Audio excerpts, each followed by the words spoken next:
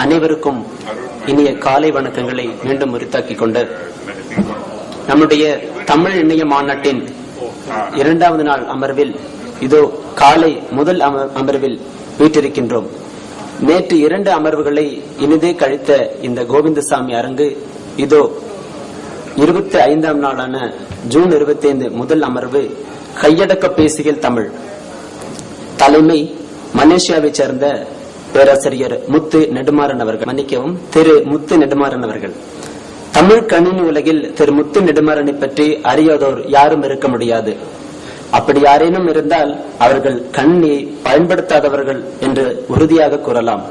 உத்தமம் நிறுவனத்தின் தலைமை பொறுப்பில் இருந்தவர், மலேசியாவில் தமிழ் இணைய மாநாட்டை நடத்துவதில் முன்னிலை வகித்தவர், கணினியில் தமிழில் உள்ளீடு செய்ய முரசு அஞ்சல் என்ற மென்பொருளை படைத்து தமிழ் கணினி வளர்ச்சிக்கு வித்திட்டவர்.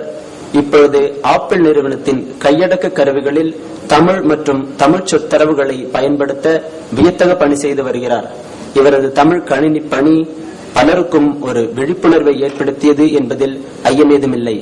ஐயா அவர்களை இந்த அரங்கத்தை ஏற்று நடத்துமாறு கேட்டுக்கொள்கிறோம். இது ஒரு சுவாரஸ்யமான அரங்கு.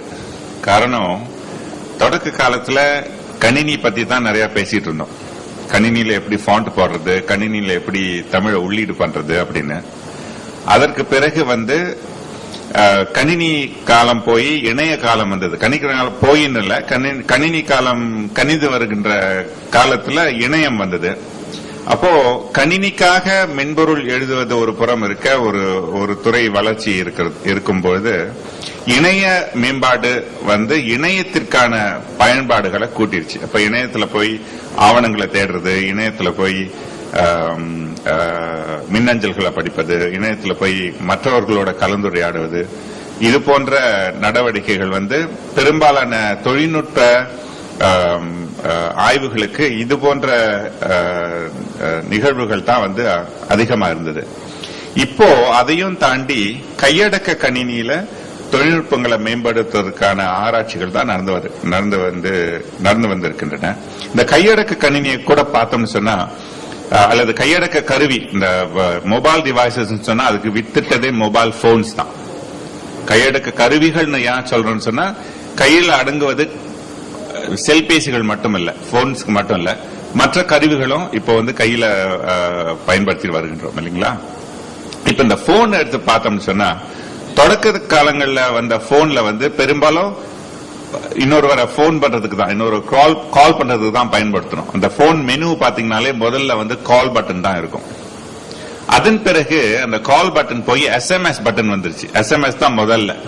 போன் ஆன் பண்ணீங்கனாலே முதல்ல எஸ்எம்எஸ் தான் தெரியும். ஏன்னா அதனுடைய பயன்பாடு மாறிடுச்சு. கால்ல இருந்து ஹேண்ட்போனுக்கு மாறிடுச்சு. இப்போ ஸ்மார்ட் போன்ஸ் அல்லது ஸ்மார்ட் ஹேண்ட்ஹெல்ட் டிவைசஸ் அப்படின்னு வரும்பொழுது கால் எஸ்எம்எஸ் மட்டுமே அதனுடைய பயன்பாடு இல்ல. கால் எஸ்எம்எஸ் என்பது பல பயன்பாடுகளில் ஒரு சில பயன்பாடுகள். ஆனா மற்ற பயன்பாடுகள் அதிகமாக இருக்கிறது.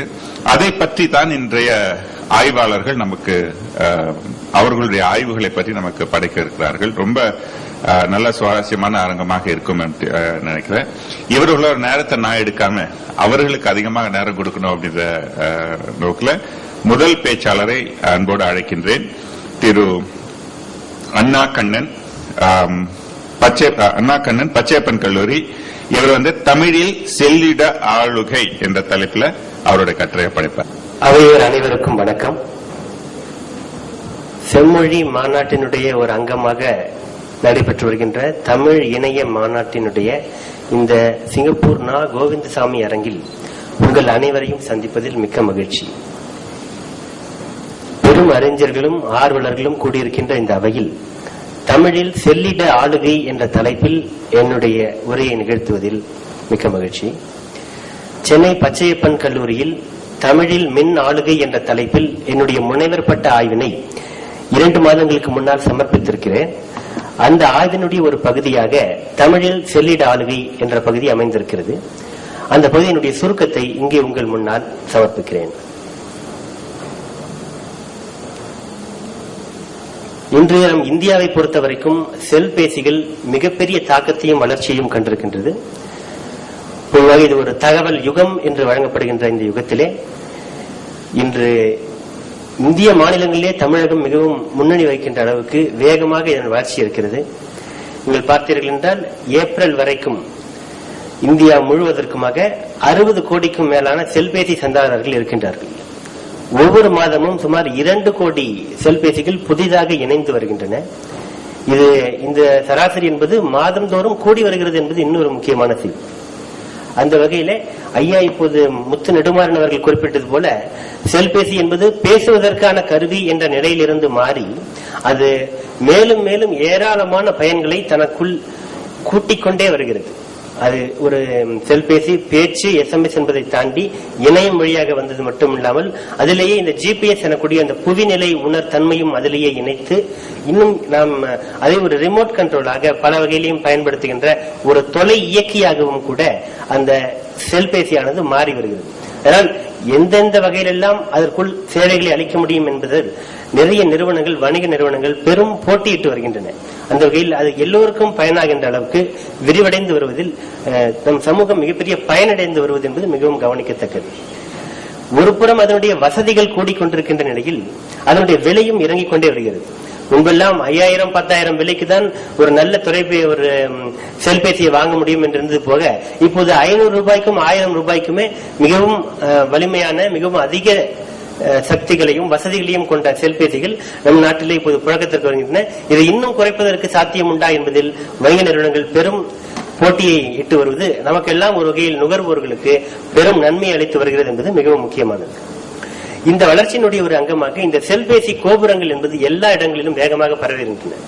சென்னையில மட்டும் பார்த்தீர்கள் என்றால் 2500க்கும் மேற்பட்ட தனியார் செல்பேசி கோபுரங்கள் அமைந்திருக்கின்றன. இவற்றுடைய வளர்ச்சி என்பது மேலும் மேலும் கூடிக்கொண்டே செல்கிறது. இதனுடைய ஆளுகை சக்தி என்பது இதில் சில பின்விளைவுகள் இருக்கின்றன என்று சில ஆய்வறிக்கைகள் கூறுகின்றன. அவற்றை குறித்து நாம் தனி அமர்வாக வைத்துக் கொள்ளலாம். என்றால் இந்த செல்பேசியிலிருந்து வருகின்ற அதிர்வலைகள் சில எதிர்மறை விளைவுகளையும் உண்டாக்குகின்றன என்று சில ஆய்வறிக்கைகள் குறிப்பிடுகின்றன. ஆயினும் கூட இது இன்றியமையாத சக்தியாக மாறி வருவதால் இதனுடைய வளர்ச்சியை நம்மால் கட்டுப்படுத்த இயலாது. இதற்கு வேறு வழிகளை நாம் சிந்திக்க வேண்டியிருக்கிறது. அது மட்டும் இல்லாமல் இந்த 2ஆம் தலைமுறை 3ஆம் தலைமுறை செல்பேசிகள் என்ற ஒரு வளர்ச்சியானது இப்போது இங்கு வந்திருந்தாலும் கூட வெளிநாடுகளில் 4ஆம் தலைமுறை 5ஆம் தலைமுறை என்றெல்லாம் கூட இதனுடைய வளர்ச்சி வேகமாக பெருகிக் கொண்டே இருக்கிறது. இதனுடைய வளர்ச்சி என்பது இதனுடைய அந்த MBBS சொல்லக்கூடிய அந்த வேகம், இணைய வேகத்தை பொறுத்தும் மேலும் பல வசதிகளை உள்ளடக்கியும் இதனுடைய இந்த தலைமுறை வளர்ச்சி என்பது மாறிக்கொண்டே செல்கிறது. இன்னொன்று இப்போது ஐயா குறிப்பிட்டது போல செல்பேசிக்கு மின்னஞ்சல் தானாகவே வந்து சேர்ந்து கொண்டிருக்கின்றது. இப்போது இந்த புதிய வசதியாக நீங்கள் ஒரு முறை ஒரு மின்னஞ்சலை உருவாக்கிவிட்டால், கணக்கினை உருவாக்கிவிட்டால் அதன் பிறகு ஒரு கணினிக்கோ அல்லது இணைய மையத்திற்கோ சென்றுதான் நமக்கு ஒரு மின்னஞ்சல் வந்திருக்கிறதா என்று சோதிக்க வேண்டிய அவசியம் கிடையாது. நமது செல்பேசிக்கே நமக்கு வருகின்ற மின்னஞ்சலை ஒரு குறுஞ்செய்தியாக அனுப்பி வைக்கின்ற வசதியை இன்று பல நிறுவனங்கள் அளித்து வருகின்றன. அதற்கு ஒரு சிறிய கட்டணம் இருக்கிறது. இந்த கட்டணமும் மிகவும் குறைந்து வருகிறது என்பது நமக்கு மிகவும் மகிழ்ச்சி தருகின்ற ஒரு செய்தி. இப்போது மிகவும் ஆவலாக எதிர்பார்த்துக் கொண்டிருக்கின்றன அந்த செல் எண்ணை மாற்றாமல் சேவையாளரை மட்டும் மாற்றுகின்ற வசதியானது விரைவில் அறிமுகமாக இருக்கிறது. ஏற்கனவே 6 மாதங்களுக்கு முன்பாகவே அறிமுகமாக இருக்க வேண்டிய இந்த சேவை சில காரணங்களால் தள்ளி போய்கொண்டே இருக்கிறது. ஆயினும் கூட இந்த ஒரு வசதி வந்தால் மேலும் மேலும் நுகர்வோர் அதிக பயனடைவார்கள் என்பது முக்கியம். இந்த செல்லிட ஆளுகை என்ற தலைப்பை குறித்து நாம் ஒரு சிறிய வரையறையை ஒரு கட்டுப்பாட்டினை வைத்துக் கொள்ளலாம். இது அரசு சேவைகள், தகவல்கள் ஆகியவற்றை செல்பேசி உள்ளிட்ட கம்பியில்லா தொடர்பு நுட்பங்கள் வாயிலாக வழங்குவதும் பெறுவதுமே இந்த செல்லிட ஆளுகை என்பதாக நாம் வரையறுத்துக் கொள்ளலாம். இந்த அனைத்து வகையான கம்பி இல்லாத தொடர்பு நுட்பங்கள் என்பதில் ஏராளமான நுட்பங்கள், கருவிகள் வந்தாலும் கூட இங்கே நாம் முதன்மையாக எடுத்துக்கொள்வது இந்த செல்பேசி என்பதுதான். ஏனென்றால் இதுதான் அனைவர் கையிலும் இருக்கக்கூடிய ஒரு வாய்ப்பினை பெற்றிருக்கின்றது. மற்ற வசதிகளையும் இதற்குள் இணைத்துக் கொண்டு இதனுடைய வசதி பெருகி வருவது என்பதால் செல்பேசி என்பது இங்கு முதன்மையான இடத்தை பெறுகிறது. இந்த வசதியினை தனியார் நிறுவனங்கள் எவ்வளவு அதிகமாக பயன்படுத்தி வருகின்றனவோ அதே அளவுக்கு அரசு நிறுவனங்களும் மெல்ல மெல்ல தங்களுடைய பயன்பாட்டினை விரிவடைந்து வருகின்றன. அந்த வகையிலே மத்திய மாநில அரசுகளும் மாநகராட்சிகள், நகராட்சிகள், மாவட்ட நிர்வாகம், இன்னும் வங்கிகள், தொலைபேசி நிறுவனங்கள், கல்வித்துறை அனைத்துமே இவற்றை பயன்படுத்தி வருவதை நாம் அனைவரும் அறிவோம். ஏனென்றால் இன்று எந்த ஒரு 10ஆம் வகுப்பு 12ஆம் வகுப்பு தேர்வு முடிவுகளையும் முன்னர் தான் மாணவர்கள் போய் செல்பேசி அந்த இணைய மையங்களுக்கு சென்று வரிசையில் நின்று போட்டியிட்டு பார்த்துக் கொண்டிருந்த அந்த தேர்வு முடிவுகள் அனைத்தையும் அவர்கள் வீட்டிலிருந்தே பார்த்துக் கொண்டிருப்பதை நாம் ஒவ்வொருவரும் பார்க்கிறோம். அந்த வகையில் உடனுக்குடன் அவை வந்து சேர்கின்றன. இலவசமாகவும் கூட இப்போது அவை நமக்கு வந்து கிடைக்கின்றன அனைத்து சேவைகளும். அதே போன்று அவை எவற்றுக்கெல்லாம் அந்த செல்லிட ஆளுகை என்பது பயன்படுகிறது என்று பார்க்கிற போது, இந்த புகார் முதல் ஏதேனும் ஒரு சேவையில் நமக்கு ஒரு புகார் ஏற்படும் போது அதை தெரிவிப்பதற்கான ஒரு வழியாகவும், அந்த புகார் அவர்களுக்கு கிடைத்தது என்பதை தெரிவிக்கின்ற உடனே ஒரு மறுமொழி அவர்களும் உங்களுடைய இந்த வகையான குறுஞ்செய்தி எங்களுக்கு கிடைத்தது, இந்த புகாருடைய பதிவு எண் என்னது என்பதாக அவர்கள் ஒரு பதில் மனுவையும் பதில் குறுஞ்செய்தியும் உடனே அனுப்பி வைக்கிறார்கள். அது மட்டுமல்லாமல் இந்த செல்பேசி உள்ளிட்ட ஏராளமான சேவைகளுக்கு கட்டண நினைவூட்டல் நமக்கு வந்து சேர்கிறது. உங்களுக்கு இந்த தேதிக்குள் நீங்கள் இந்த பணத்தை கட்டிவிட வேண்டும், இல்லை என்றால் உங்களுக்கு இந்த மாதிரி அபராதங்கள் கிடைக்கும் என்பது போல சில விதமான விதிமுறைகளை விட்டு அவர்கள் அந்த குறுஞ்செய்தியை தானியக்கமாக வந்து சேர்க்கின்றனர். அதாவது இது அவர்கள் மேனுவலாக தனித்தனியாக ஒவ்வொருவருக்கும் அனுப்புவதில்லை. இது ஒரு கணினி நிரலில் இதை அமைத்து விட்டால் இந்த செல்பேசி சந்தாதாரருக்கு இந்த தேதியில் அவை தானாகவே வந்து செல்கின்றன.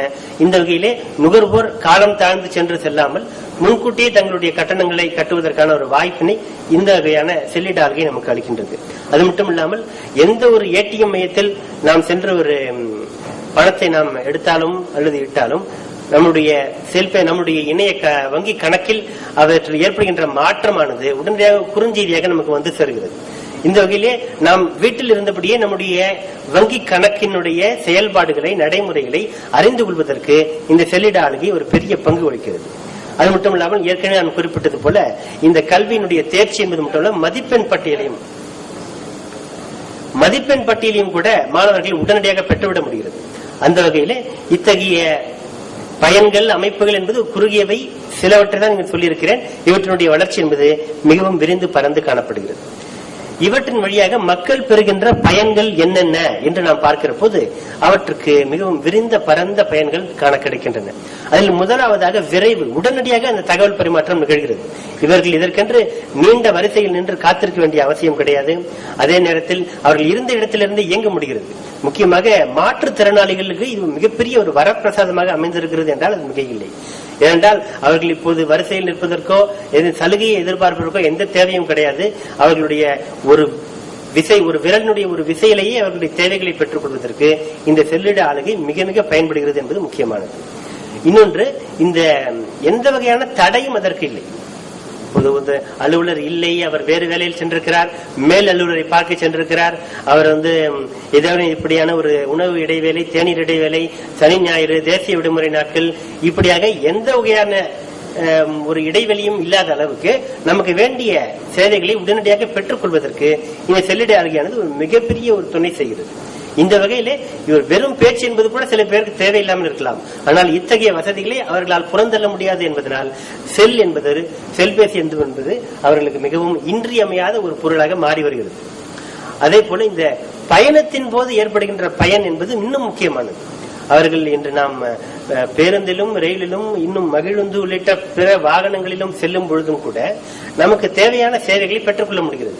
நமது வங்கி கணக்கில் ஏதேனும் மாற்றம் நிகழ்ந்தாலோ, புதிதாக ஏதேனும் அதில் ஒரு பணம் முதலீடு செய்யப்பட்டிருந்தால், வேறு கணக்கு வரவு வைக்கப்பட்டிருந்தால் அவற்றை பற்றிய செய்தி உடனடியாக நமக்கு வந்து சேர்கிறது. இன்னும் நாம் ஒரு எந்த வகையான சேவையை குறித்து தகவல் பெற வேண்டும் என்றாலும் கூட இருந்த இடத்திலிருந்தே பெறுவதற்கு பயணம் என்பது ஒரு தடை இல்லை என்பதை இந்த செல்பேசி நமக்கு ஒரு மிகப்பெரிய அளவில் எடுத்துக்காட்டியிருக்கிறது.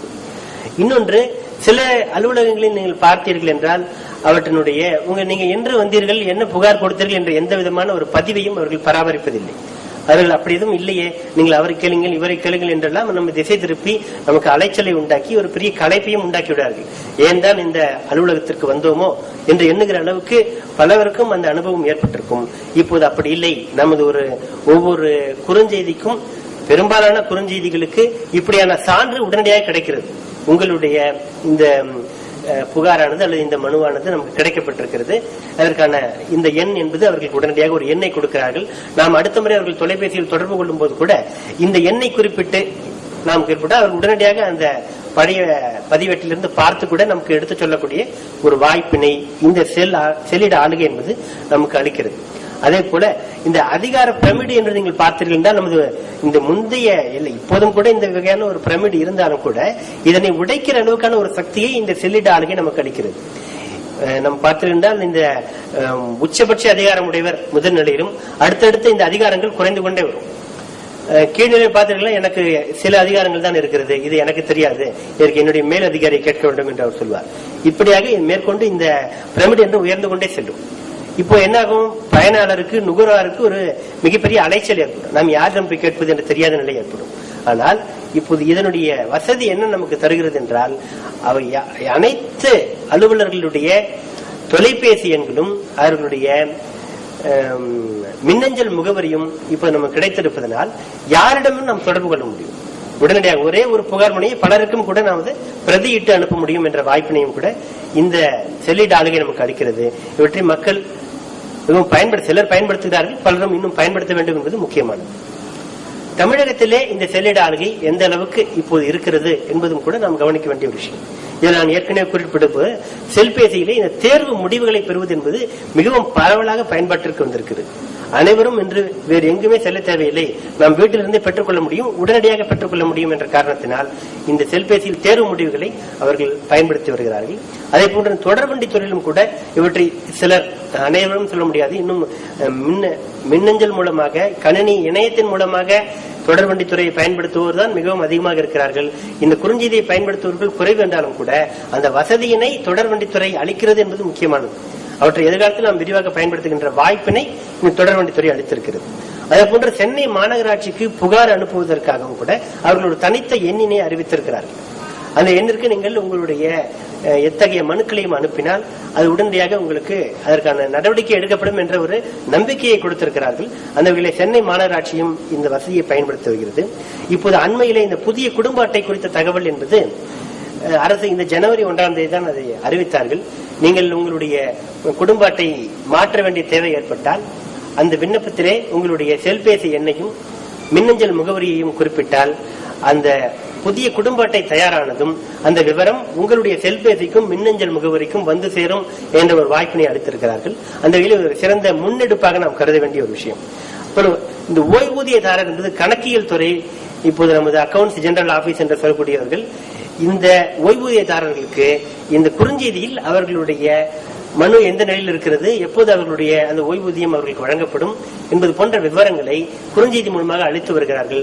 அந்த வகையிலே இது ஓய்வூதியதாரர் அங்கும் இங்கும் அலைய வேண்டிய தேவையில்லாமல் இருந்த இடத்திலிருந்தே தங்களுடைய மனுவினுடைய நிலையை அறிவதற்கான வசதியை இந்த செல்லிட ஆளுகையானது நமக்கு அளிக்கின்றது. அதே போன்று போக்குவரத்து துறையிலும் கூட நாம் இன்ன வகையான ஊருக்கு பயணச்சீட்டு எடுப்பதற்கும் அல்லது இந்த நேரத்தில் இன்ன பேருந்து இருக்கிறதா, இந்த ஊருக்கு இருக்கிறதா, அதுல இருந்து எத்தனை காலி இடங்கள் இருக்கை இடங்கள் இருக்கின்றன என்பவற்றை அறிவதற்கும் கூட இந்த வசதி நமக்கு பயன்படுகிறது. அதே போல சுற்றுலாத்துறையில் சமீபத்தில் அறிமுகப்படுத்தி இருக்கிறார்கள். நமது இருந்த இடத்திலிருந்தே நாம் பல்வகையான சுற்றுலா மையங்களிலும் அந்த அறையை முன்பதிவு செய்வதற்கும் அவர்களுடைய பேருந்துகளில் இருக்கைகளை பதிவு செய்வதற்கும் இந்த வசதியை அவர்கள் பயன்படுத்தி வருகிறார்கள். இந்த வகையில் போக்குவரத்து துறை என்பது இதிலே இப்போது ஒரு சிறிய தொடக்கத்தனி வைத்திருக்கிறது. இது மேலும் மேலும் வளர்வதற்கான வாய்ப்பு உண்டு. அதே போன்று இப்போது காவல் நிலையத்திற்கு குறுஞ்செய்தியில் புகார் என்பது புதுச்சேரியில் ஒரு பரிசோதனை முயற்சியாக அறிமுகப்படுத்தியிருக்கிறார்கள். ஒரு 4 காவல் நிலையத்திற்கு மட்டும் இத்தகைய ஒரு வசதியை கொடுத்து அந்த சரகத்தில் உள்ளவர்கள் தங்கள் வட்டாரத்தில் இருக்கக்கூடிய புகார்களை அந்த காவல் நிலையத்திற்கு தெரிவிப்பதற்கு இந்த செல்லிட ஆளுகை என்பது பயன்படுகிறது. அது மட்டும் இல்லாமல் சென்னையிலே சென்னை மாநகராட்சி ஒரு புதிய முன்முயற்சி எடுத்திருக்கிறது. அந்த வகையிலே பள்ளிக்கூடங்களில் மாணவர் வராவிடில் அவருடைய பெற்றோருக்கு அது தொடர்பான ஒரு குறுஞ்செய்தி உடனடியாக செல்கிறது, உங்கள் மாணவர் இன்றைக்கு பள்ளிக்கு வரவில்லை என்று. ஏனென்றால் இது ஒரு வகையிலே மாணவர் மீது நம்பிக்கை இல்லா தன்மையை கூட எதிரொலிக்கிறது. மாணவருக்கு பெற்றோருக்கு தெரியாமல் வெளியிடங்களுக்கு சென்று விடும் பட்சத்தில் பெற்றோருக்கு இது குறித்து அறிவுறுத்த வேண்டும் என்ற கண்ணோட்டம் அரசுக்கு இதில் இருப்பது தெரிகிறது. ஒருவேளை மாணவருக்கு உடல்நலம் இல்லாமல் கூட அவர் வராமல் இருக்கலாம். அத்தகைய நிலையில் பெற்றோர் கவலைப்பட வேண்டியதில்லை. அல்லது மாணவர் பள்ளிக்கு செல்கிறேன் என்று சொல்லிவிட்டு வேறு இடத்திற்கு செல்லும் பட்சத்தில் இனிமேல் மாணவர்கள் வகையில் ஏமாற்ற முடியாது என்பதை இந்த தொழில்நுட்பத்தை பயன்படுத்தி அரசு உதவி செய்கிறது. இதன் மூலம் மாணவர்களுக்கு மிகவும் கவனமாக இருக்க வேண்டிய ஒரு தேவை இருக்கிறது. பெற்றோர்களுக்கும் இது ஒரு சிறந்த வசதியை அளிக்கிறது என்பது உண்மை. இன்னொன்று, இந்த 2 மாவட்டங்களில் இந்த செல்லிட ஆளுகை என்பது அறிமுகப்படுத்தப்பட்டிருக்கிறது. இதனுடைய வளர்ச்சி நிலை என்பது அவர்களுடைய இணையதளங்களில் பொறுத்தவரைக்கும் எவ்வளவு தூரம் இது நடைமுறையில் வெற்றிகரமாக அமைந்திருக்கிறது என்பது குறித்து முழுமையான தரவுகள் அங்கே இற்றைப்படுத்தப்படவில்லை என்றாலும் கூட அவற்றை பயன்படுத்துகின்ற வகை மாதிரிகளை அவர்கள் தங்களுடைய இணையதளங்களிலே காட்டியிருக்கிறார்கள். அந்த வகையிலே திருவள்ளூர் மாவட்டத்தினுடைய செல்பேசி வழி சேவைகள் என்பதில் ஒரு சிறிய திருத்தம் தேவைப்படுகிறது. இந்த மாவட்டத்தை பொறுத்த வரைக்கும் மக்கள், திருவள்ளூர் மாவட்ட மக்கள் ஆட்சியருக்கு தங்களுடைய பல்வகையான கோரிக்கைகளை ஒரு குறுஞ்செய்தி மூலமாக அனுப்பினால் அந்த ஆட்சியர் அலுவலகமானது அந்த குறுஞ்செய்தி வந்த அந்த ஒரு மின்னஞ்சலாக படியெடுத்து அதை ஒரு அச்சிட்டு தங்களுடைய ஒரு தாளாக எடுத்து பதிவேற்றில் வைத்துக் கொள்கிறார்கள். இது அவர்களுடைய ஒரு வழக்கமான நேரில் அவர் எப்படி ஒரு மனுவை கொடுத்தால் என்ன அதற்கு ஒரு மதிப்பு உண்டோ அதே மதிப்பினை இந்த அச்சப்பிரதிக்கும் அளிப்பதாக அவர்கள் அறிவித்திருக்கிறார்கள்.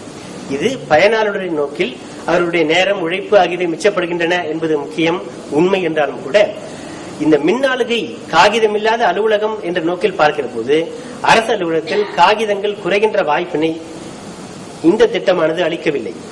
அந்த வகையிலே திருவள்ளூர் மாவட்டத்தினுடைய இந்த செல் இட ஆளுகை முயற்சியானது இன்னும் சிறிது திருத்தங்களுக்கும் மறுபரிசீலனைக்கும் உட்படுத்த வேண்டிய தேவை இருக்கின்றது. இந்த செல்லிட ஆளுகையை இன்னும் வேறு சில கோணங்களில் நாம் பார்க்க வேண்டிய தேவை இருக்கிறது. இன்று ஒரு புதிய செல் மொழி உருவாக்கி இருப்பதை நாம் பார்க்கிறோம். நம்மை அறியாமலே நாம் அத்தகைய சொற்களையும் சொற்குறுக்கங்களையும் பயன்படுத்தி வருவது நாம் மிக மிக உணர வேண்டிய ஒரு விஷயமாக இருக்கிறது.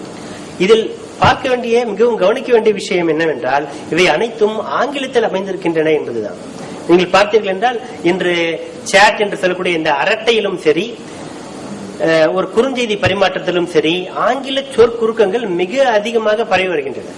இன்றெல்லாம் குட் மார்னிங் என்று மிக நீண்ட ஒரு சொல்லை அனுப்புவதற்கு பதிலாக இப்போது அது படிப்படியாக குறைந்தது. GOOD குட் என்பதற்கு பதிலாக முதல்ல GUD குட் போட்டார்கள். மார்னிங் என்பதுக்கு MRNG போட்டிருந்தார்கள். பிறகு இப்போது என்ன ஆயிற்று என்றால் GUD என்பது GD ஆயிற்று.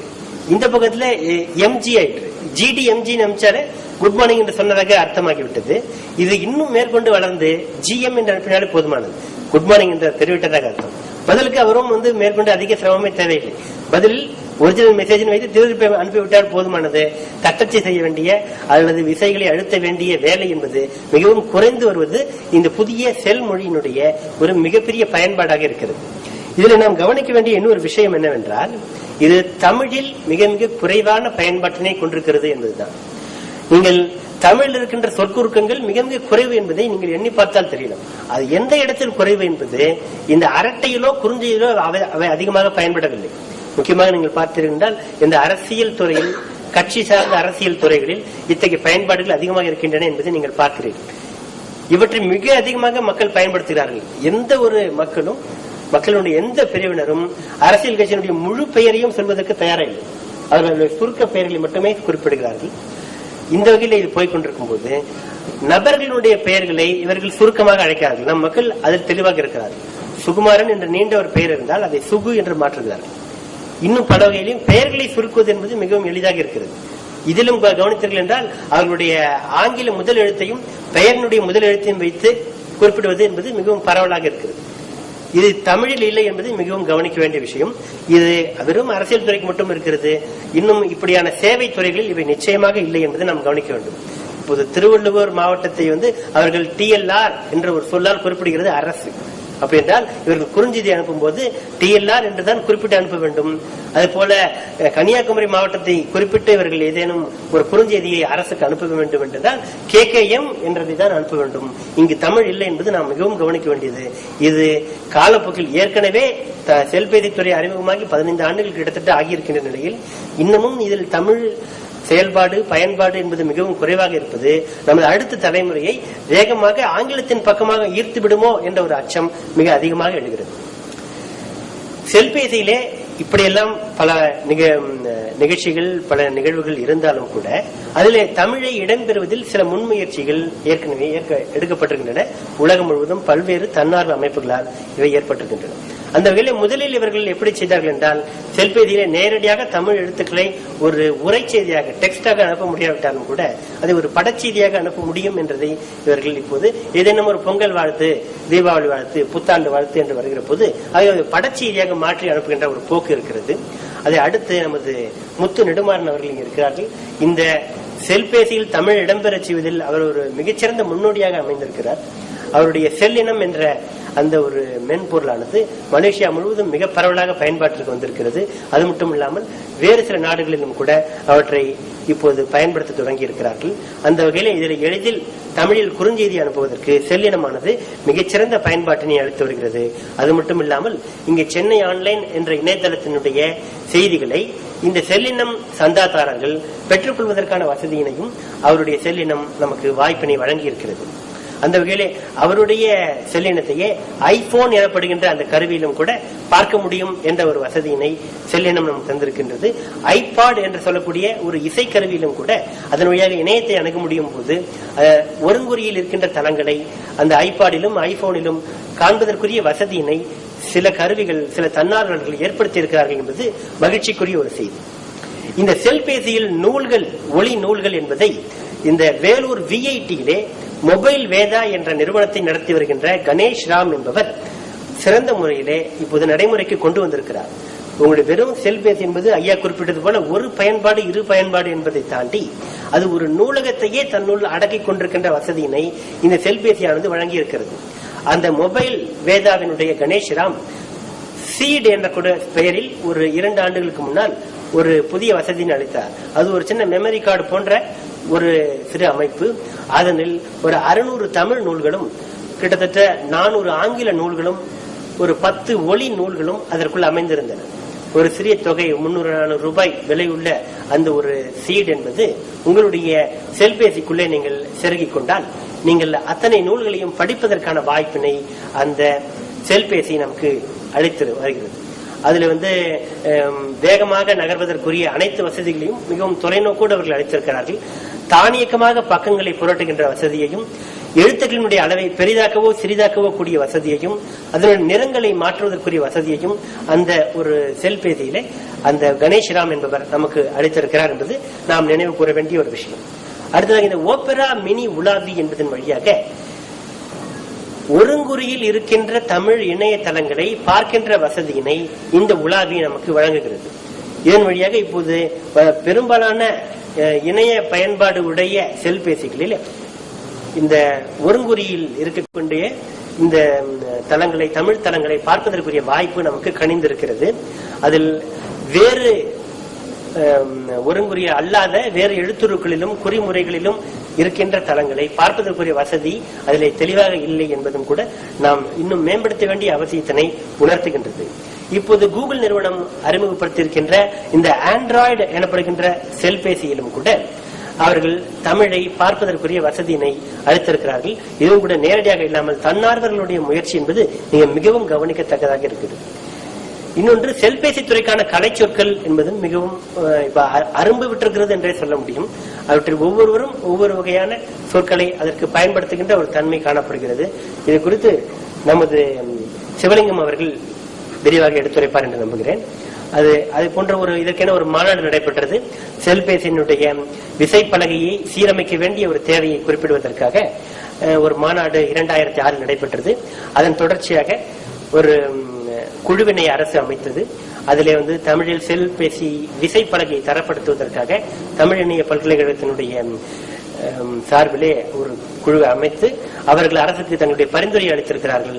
அந்த பரிந்துரையின்படி இந்த விசைப்பலகை மாதிரி தான் அவர்கள் பரிந்துரைத்திருக்கிறார்கள். இதனை இன்னும் அரசின் பரிசீலனையில் இருக்கிறது. இது அறிமுகமானால் தமிழனுடைய பயன்பாடு செல்பேசியிலே அதிகமாகும் என்ற நம்பிக்கை இருக்கிறது. இது மட்டும் இல்லாமல் சில ஆளுகையில் சில சிக்கல்களும் உள்ளன. அவற்றிலே செல்பேசியிலே இணையத்தை பயன்படுத்துகின்ற வசதி இருந்தாலும் கூட அந்த வசதியை பயன்படுத்துவோர் அதிகம் கிடையாது. அது மிக மிக குறைவாகவே இருக்கின்றார்கள். அதற்கு பல்வேறு காரணங்கள் இருக்கின்றன. அவை தனித்த ஆய்வுக்கு உரியது. இந்தியா முழுவதுமே மொத்தம் 20 லட்சம் பேர்கள் மட்டுமே செல்பேசி வழியாக இணையத்தை அணுகுகிறார்கள் என்று ஒரு ஆய்வினை தெரிவிக்கிறது. இது பல்வகையான ஆய்வுக்கு வித்தருகிறது. ஏன் இந்த பயன்பாடு அதிகரிக்கவில்லை என்பது இது தனி ஆய்வுக்கு உட்பட்டது. அதே போன்று செல்பேசி வழியை பார்ப்பதற்கு ஏற்ப அரசு தளங்கள் தனித்தளத்தினை உருவாக்கவில்லை. இப்போது நீங்கள் செல்பேசி வழியாக ஒரு அரசு தளத்தை பார்க்கிற போது பெரிய தளம் தான் தெரியும். அவற்றை நீங்கள் அதிகமாக திசை விசை எனக்குடைய ஆரோக்கியை அனுப்பி அழுத்திதான் அந்த தளத்தினை முழுமையாக பார்க்க வேண்டிய ஒரு தேவை ஏற்படுகிறது.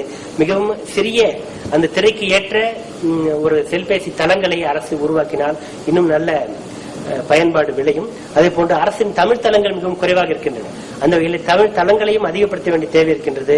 அவற்றினை சீரான ஒரே குறிமுறையில் அமைப்பது என்பது மிகவும் தேவையாக இருக்கிறது. குறுஞ்செய்தி பரிமாற்றமானது அரசுடன் ஆங்கிலத்திலேயே முழுமையாக நடைபெற்று வருகிறது. இவற்றை தமிழை நடைமுறைப்படுத்த வேண்டும் என்றால் இந்த விசைப்பலகையை சீரமைத்தும் இன்னும் கலைச்சொற்களை எளிமைப்படுத்தியும் அவர்கள் கொடுத்தாலே சாத்தியம். இன்னொன்று, தமிழில் சொற்குறுக்கங்களை மிக அதிகமாகவும் விரைவாகவும் கொண்டு வந்தால்தான் மக்கள் எளிதில் இதை பின்பற்றி வழிநடத்தி செல்வார்கள். இந்த செல்விட ஆளுகை என்பது 3 வழிகளிலே நடைபெறுகின்றது. ஒன்று, அரசு அலுவலருடன் நேரடியாக உரையாடுவது என்பது அவற்றில் ஒன்று. அவற்றிலே பல நேரங்களில் மிக வெற்றிகரமாக நடைபெறாமை காரணம் ஒரே நேரத்தில் பலரும் தொடர்பு கொள்வதாக இருக்கலாம். செல்பேசியினுடைய திறன், அதனுடைய இந்த பேட்டரி எனப்படுகின்ற சேமக்கலனுடைய திறன் ஆகியவை குறைவாக இருப்பதனாலும் இன்னும் வேறு பல காரணங்களாலும் அவற்றிலே பலரும் தொடர்பு கொள்ள முடியாத நிலை இருக்கிறது. இவற்றையெல்லாம் சீரமைப்பதற்கு சில மென்பொருட்கள் நமக்கு உதவுகின்றன. அந்த வகையிலே வாய்ஸ் ஸ்னாப் என்ற நிறுவனம் வழங்குகின்ற மென்பொருளானது ஒரு வழி தகவல் பரிமாற்றத்தை அளிக்கின்றது. இவங்க அந்த வகையிலே மக்கள் அரசினை தொடர்பு கொள்ளும் போது அவர்களுடைய குரல் பதிவு செய்யப்படும். பிறகு அரசல் உள்ளதை கேட்டு அவர்களை பின் சென்று அவர்களுடைய குறைகளை தீர்க்கலாம் என்ற ஒரு வழியினை அளிக்கின்றது. அதே போன்று இந்த மேப்டெக் இன்ஃபோடெக் என்ற ஒரு நிறுவனம் கூட சில வகையான வசதிகள் அளிக்கின்றது. இதன் மூலம் ஒரே நேரத்தில் பேரெண்ணிக்கையில் பல ஆயிரம் பல லட்சம் பேருக்கு ஒரே நேரத்தில் குறுஞ்செய்தியை அனுப்ப முடியும். இந்த சேவைகள் அரசுக்கு மிக மிக தேவை. ஏனென்றால் இதன் வழியாக பல வகையான நன்மைகளை மக்கள் பெற முடியும் என்ற வகையிலே செல்பேசிகள் எல்லையற்ற வாய்ப்புகளை அளிக்கின்றன. அவற்றின் மூலமாக மக்கள் தங்களுடைய அதிகாரத்தை முழுமையாக பயன்படுத்த வேண்டும். ஏன்னா மக்கள் ஆட்சி என்பது மக்கள் கையில் முழுமையாக அதிகாரம் சென்றடைவதுதான் இருக்கிறது. அதை கொண்டு சேர்ப்பதில் இந்த செல்லிட ஆளுகையானது மிகவும் உறுதுணை புரியும் என்று கூறி வாய்ப்பளித்தமைக்கு நன்றி கூறி விடைபெறுகிறேன். நன்றி. திரு அண்ணாக்கண்ணன் நல்ல ஒரு பரந்த விரிந்த விளக்கத்தை நமக்கு தந்தார்கள். இந்த செல்பேசிக்கு புதிய, அதாவது செல்பேசியினுடைய பயனை தெரியாதவர்கள் இந்த பேச்சை கேட்டாங்கன்னா வியந்து போயிருப்பாங்க, இவ்வளவு தூரம் பயன்பாடு இருக்கா அப்படின்னு சொல்லிட்டு. ஏதாவது கேள்விகள் நமக்கு நேரம் பத்தல, மற்ற பேச்சாளர்களும் கேட்கணும். சொன்னதா இருக்காங்களாங்க, வந்திருக்காங்களா 3வது பேச்சாளர்? இல்லைன்னா அவங்க நேரத்தை எடுத்து பகிர்ந்து கொடுத்துருவேன் எல்லாத்துக்கும். கேள்விகள் இருக்கா? ஏதாவது சொல்லுங்க. பேர் சொல்லிட்டு ஊர் சொல்லிட்டு வயதெல்லாம் தேவையில்லை, சீக்கிரமா சுருக்கமா சொல்லிருங்க. சரி, என்னோட பேர் செல்வமுரளி, கிருஷ்ணகிரி மாவட்டத்துல வந்திருக்கேன். இப்போ உங்களோட கட்டுரையில் எல்லாமே ரொம்ப நல்லா இருந்தது. ஆனா இதுல இருக்கிற தொழில்நுட்ப சிக்கல்கள் நீங்க எதுவுமே சொல்லலையே. தொழில்நுட்ப சிக்கல்கள்னு பார்த்தோம்னா நமக்கு இப்ப எஸ்எம்எஸ் லிமிட் படி பாத்தீங்கன்னா 160 கேரக்டர் தான் லிமிட் இருக்கு. அதுக்குள்ள ஒரு அரசாங்கமோ ஏதாவது சொல்ல செய்தியில முழுக்க சொல்ல முடியுமா? இல்ல, அது பகுதி பகுதியாக பிரித்து சொல்வதற்கு வாய்ப்பு உண்டு. பகுதி பகுதியாக பிரித்து சொல்லலாம் அப்படிங்கிறப்போ ஒரு எஸ்எம்எஸ் உடனே வரும், சில எஸ்எம்எஸ் கொஞ்சம் லேட்டா வரத்தின வாய்ப்புகள் நிறைய இருக்கு. அப்போ அது எப்படி சமாளிப்பாங்க? இல்ல, அது அனுப்பும்போது தொடர்ச்சியாக அது தொழில்நுட்பத்தில் அது ஒரு பெரிய சிக்கலே இல்லை. ஏனென்றால் முதலில் சுருக்கமாக சொல்வதற்கு ஏற்பதான் இந்த சொற்குறுக்கங்கள் நமக்கு தேவைப்படுகின்றன. நீண்ட ஒரு திருவள்ளுவர் என்று சொல்வதை விட அது TR என்று சொல்லினா இன்னும் கூட அது சுருக்கமாக இருக்கக்கூடும். அவ்வகையிலே தமிழில் முதலில் சொற்குறுக்கங்களை சொற்குறுக்கங்களை பிறகு இத்தகைய விரிவான குறுஞ்செய்திகள் தேவைப்படாது. அப்படியே தேவைப்பட்டாலும் கூட ஒன்றுக்கு மேற்பட்ட குறுஞ்செய்திகளை அனுப்புவது என்பது மிகவும் எளிது. அதே மாதிரி சொற்குறுக்கங்கிறது ரொம்ப தேவையா? மிக மிக தேவை. ஏனென்றால் ஆங்கிலத்தில் இவை முழுமையாக அமைந்திருக்கின்றன என்பதனால் தமிழ் மக்கள் இதனால் தமிழுக்கு இந்த ஆற்றல் இல்லையோ என்று ஐயுறக்கூடிய அளவுக்கு இந்த சொற்குறுக்கங்களுடைய வளர்ச்சியும் அதனுடைய ஆதிக்கமும் மிகவும் விரிந்து பறந்திருக்கிறது. அந்த வகையில இது தமிழால் முடியும் என்று காட்டுவதற்கு சொற்குறுக்கங்களை நாம் மிக மிக அத்தியாவசியமாக அறிமுகப்படுத்த வேண்டிய தேவை இருக்கு. சரி, அடுத்த பேச்சாளர் இவரு கொடுத்த அந்த இன்ட்ரோடக்ஷன் ரொம்ப நல்ல ஒரு இன்ட்ரோடக்ஷன், நமக்கு பல செய்திகளை புரிய வச்சது. அடுத்து கொஞ்சம் டீப்பா போறாங்க, கொஞ்சம் ஆழமா போறாங்க, குறிப்பிட்ட சில துறை சார்ந்த ஆய்வுகள். அடுத்த பேச்சாளர் திரு G. Bhuvan Babu, எவான் mobility solutions private limited என்ற நிறுவனத்திலிருந்து வந்திருக்காரு. இவர் படைக்கவிருக்கும் கட்டுரையின் தலைப்பு திருக்குறள் கையடக்க தொலைபேசி அனைவருக்குமான ஒரு பயன்பாட்டு கருவி என்ற தலைப்பில். G. புவன் பாபு.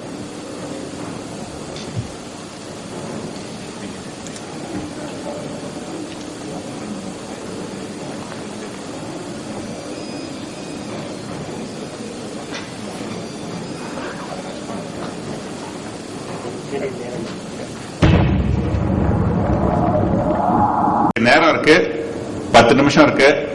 முதல் 3 கேள்விகள் அவங்களுக்கு மட்டும் உள்ள கேள்விகள். அதுக்கப்புறம் பொதுவா யாருக்கு வேணாலும் நீங்க கேள்வி கேட்கலாம். என்ன தவிர சொல்லுங்க, உங்க மைக் வருது, பேர் சொல்லிட்டு உங்க கேள்வியோ கருத்து. என்னுடைய பேர் இறைமதியழகன், சிங்கப்பூர்ல இருந்து வந்திருக்கிறேன். என்னோட கேள்வி இல்லாத கருத்து வந்து அண்ணா கண்ணன் அவர்களுக்கு முதல்ல பேசினார் இல்லைங்களா, செல்லிட தமிழ் ஆளுமை, உங்களுடைய தமிழ் ஆளுமை நல்லா இருந்தது, அந்த இதில் சிறப்பாக பேசினீர்கள்.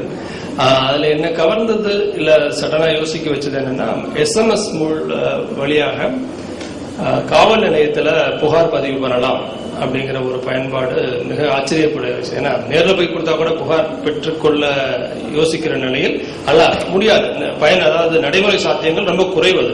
நேரில் போய் கொடுத்தா கூட நீ யாரு என்னன்னு கேட்டுட்டு யார் மேல புகார் கொடுக்குறீங்க, உண்மையிலுமே நீங்க கொடுக்க தேவையா, பல முறை யோசித்து செய்யக்கூடிய ஒரு செயலை எப்படி SMSல அதை அவர்கள் செய்ய முடிந்தது என்பதை கொஞ்சம் விரிவா சொல்ல முடிஞ்சா, இல்ல இன்னும் பயன்பாடுக்கு வந்துருச்சா, இல்ல சோதனை வழியில் இருக்கிறதா என்று தெரிந்து கொள்ள விருப்பப்படுகிறேன். புதுச்சேரியில இதை அறிமுகப்படுத்தியிருக்காங்க. அமைச்சர் வல்சராஜ் என்பவர் இது வந்து 4 காவல் நிலைய சரகங்களுக்கு அறிமுகப்படுத்தியதாக தான் செய்தி வந்திருக்கு. அவங்க எந்த அளவில் இதை வந்து நடைமுறைப்படுத்துறாங்க நேரடி பயனாளருடைய அனுபவங்களில் இன்னும் கிடைக்கவில்லை. ஆனால் இன்னொரு கண்ணோட்டத்தில் இங்க சென்னையில நான் இன்னும் வேறு சில செய்திகள்ல எனக்கு வந்து அது வந்து இங்க போக்குவரத்து காவல்துறையினர் இந்த குறுஞ்செய்தி சேவையை பயன்படுத்தியிருக்காங்க. இங்க சுஷில்குமார் அப்படின்ற ஒரு ஆணையர் இதை அறிமுகப்படுத்தியிருக்காரு. அவர் ஒரு ஏற்கனவே இதுல ஒரு 4-5 வகையான, அதாவது ஒரு 3 எண்கள் கொண்ட ஒரு அவசர தொலைபேசி மாதிரியான ஒரு வகையும் இருக்கு. அது தவிர இந்த 10 எண்கள் கொண்ட செல்பேசி எண்ணையும் அவங்க அறிவிச்சிருக்காங்க. அது அறிவிக்கும் போதே என்ன சொல்லியிருக்காருன்னா, இது வந்து குறுஞ்செய்திகளுக்காக மட்டுமே அறிவிக்கப்பட்டிருக்கு, இந்த எண்ணுக்கு யாரும் வந்து அழைத்து உங்களுடைய குரல்ல பேச வேண்டாம், குறுஞ்செய்தியாக மட்டுமே அனுப்புங்கள் அப்படின்னு அவர் சொல்லியிருக்காரு. அவங்க கொஞ்சம் பரிசோதனை முயற்சிகள்ல ஈடுபட்டு இருக்காங்க.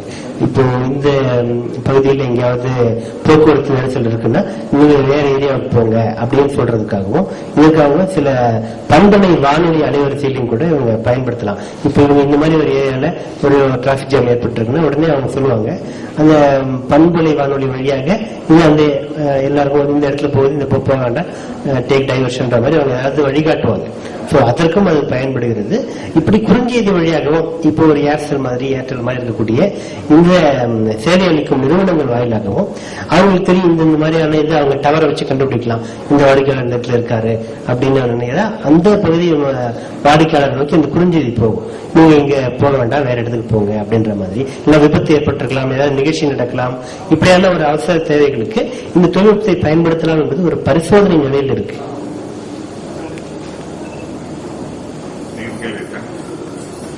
அசை ஓவியம் என்ற சொல் குறித்து கூட இங்க சொன்னீங்க. ஆனா அனிமேஷன் என்பதற்கு தமிழக அரசினுடைய வரையறுத்த சொல் என்பது அசைநிலை வரைகலை என்பது. அவங்க இதுக்காக போட்டி நடத்தினாங்க மாணவர்களுக்கு எல்லாம். அப்ப இதை சொல்லதான் அவங்க முன்னிறுத்தினாங்க. நீங்க எதை சொல்ல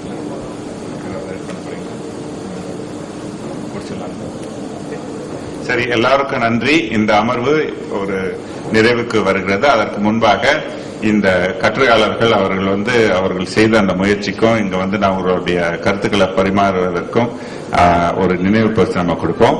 முதலாவதாக அண்ணா கண்ணன்,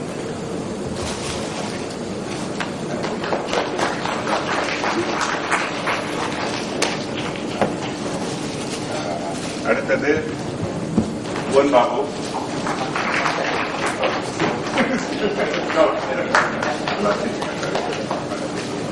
உங்களுக்கு பரிசு கொடுத்துட்டாங்க. அவருக்கு பரிசு கொடுக்கறதுக்கான பாக்கியம் எனக்கு இல்லை. அதனால சர்வலதா அடுத்த மாநாட்டையும் நீங்க கற்று படிக்கணும். அனைவருக்கும் நன்றி, வணக்கம்.